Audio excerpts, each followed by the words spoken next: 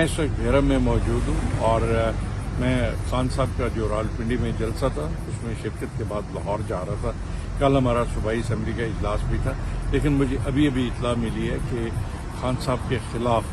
جو 780 کا پرچہ درج کیا گیا تھا اس میں ان کی گرفتاری کے لیے اقدامات جو ہیں وہ کرنے کی حکومت کوشش کر رہی ہے. تو میں سمجھتا ہوں کہ یہ ایک انتہائی سنگین صورتحال پیدا ہونے جا رہی ہے اور میں نے اس وقت فیصلہ کیا ہے کہ میں فوری طور پر واپس بنی گالہ جا رہا ہوں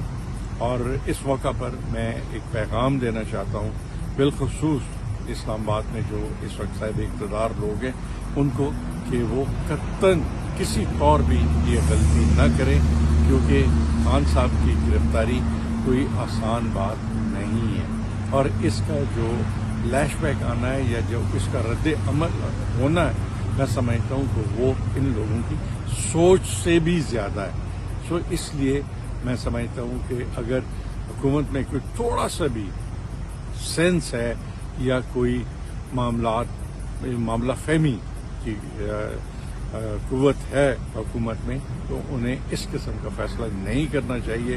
نہیں تو انہیں انتہائی شدید رد عمل کا سامنا کرنا پڑے گا اور پورے ملک میں ایک ہیجانی صورتحال پیدا ہوگی جس کو کنٹرول میں سمجھتا ہوں کہ اس موجودہ حکومت جو پہلے ہی اپنی کریڈیبلٹی کھو چکی ہے اس کے بس کی بات نہیں ہے.